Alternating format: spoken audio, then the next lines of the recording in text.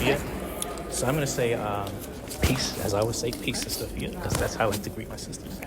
And also, I have to start off with greetings from my publisher, Milton Alamati. Oh, okay. Yes, he says hello to you.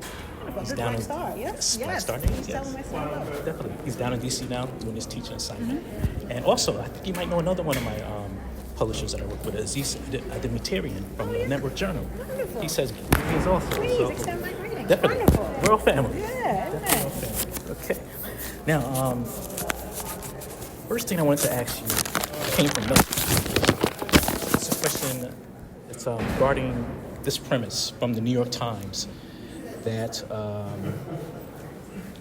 that the administration doesn't seem to have enough African Americans in high-level, significant positions in the new administration. What's your response? Sure. Well, I would say, as the mayor has mentioned, that he seeks to ensure that city government reflects what the city of New York looks like. And I know that an ongoing hire is happening, and I know that the mayor is committed to make sure that there's excellence at every level of government, and I believe he'll continue to do so. And then also from Milton, it's ironic that with your appointment, particularly with what's going on nationally with the Trump administration, and that he's targeted the implementation of DEI and equity programs.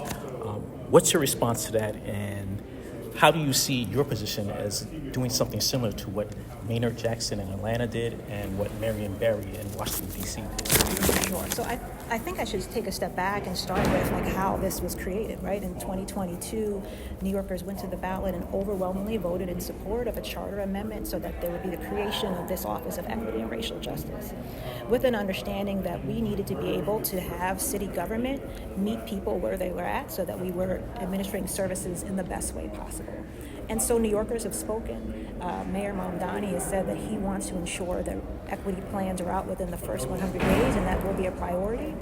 And so I would say part of this is meeting the demands of New Yorkers who understand that having disparate treatment of people in different communities does not help make this city the amazing global city that it is. So we need to ensure that the power of government meets the moment, and most importantly meets the obligation to help ensure that the day-to-day material conditions of people are in dignity.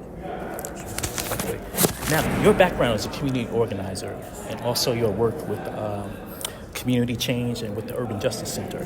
How's that made your transition, into politics, particularly with the Mamdani administration? So, as you mentioned, I come with an organizer's mindset to both politics and to government, both hearing people and what they're asking for and working together with others to move that forward. So I see no as a temporary pit stop on the way to yes. Now, this question is for me. Sure. How you, as being a conscious Black woman, an African woman, how have your experiences helped you to prepare yourself for this position right now? So I think that it will be an evolution of meeting the moment, but I would say that I am lucky to be in deep friendship circles, as we call sister circles, with dynamic women across this city who continue to support and say and lift me up in ways of saying we have to do this. I'm lucky to be a part of an administration who has said that issues of equity, pay equity, gender equity, racial equity, of justice are part of making sure that the affordability agenda is real and tangible. And as you said, my life experiences have been ones where I'm blessed to have a supportive family, but understanding that so many things can move people into chaos, whether it be issues of inequity in housing, not being able to access health care. As a Black woman, we know that there's a maternal health crisis, and so all of these issues help to shape my worldview, and also help to let me know that the first thing that we have to do is hear directly from impacted people who will be very clear about the hurdles that are impacting their lives, and that this role allows us to show that those hurdles are not because of people or communities being less than, that there are structural hurdles that city has an obligation to move so that people can live in the fullness of their ability. Gotcha. Now, can you talk a little bit more about the preliminary citywide racial equity plan and how its formation and implementation will come about? Sure. So first I have to give credit to my predecessor, Sadea Sherman, and the team who worked really hard to get the ball rolling with the creation of this office in 2023. And at my appointment announcement, the mayor made clear that within the first 100 days of his administration that the plan will be issued. And that's just the first step, right? There's an issuance of the plan, then there's feedback from communities, and then a final plan. And then I would say most importantly, implementation, so that all of the wheels of government are moving forward to an affordability agenda, to equity, and to making sure that New Yorkers can fully live in dignity. So it is a process. It is not going to be easy, but as the mayor continues to say, we do big things because this is a great city where it's expected. Sure.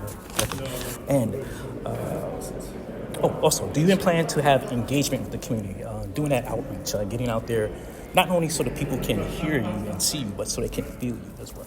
Absolutely, and I see that as part of what my role would be, but also CORE, which is an office that was also created by the Charter Amendment. Part and parcel of what their mandate is to solicit that community input and feedback. But as I started, it has to be based on the information and feedback from directly impacted individuals and communities, so that we're making sure that all of the amazing agencies within city government are meeting people where they are. Sure. This last question I have, I always ask of all the people I interview, what message do you have for young people, particularly young people who want to be an organizer, want to go into politics, want to go into business? Just what message do you have for young people in general? So first I would have to quote my dad, be in school, study, all those good things, and most importantly, do not hesitate to think big, bold things. When the mayor was first running, he stayed true to his goals and vision and was clear about the issues that he knew was impacting people, even when some folks weren't initial believers. And so I would say continue to work hard, believe in yourself, stay grounded in what you know true, respect yourself and read your history, and you'll know that anything is possible. All right. Yeah, thank you. Thank you Appreciate so the much. time. Always. Black Star News definitely looks forward to working with you a lot. I would love to. I'd love to get some ongoing. So please. Sure. Thank you. Thank you so much for coming out on the call to make it time for me today. Thank you, my sister. Thank you. Thank you so much. Alexis. These were great Appreciate you. questions. Appreciate you. Appreciate you. Oh, definitely. We'll definitely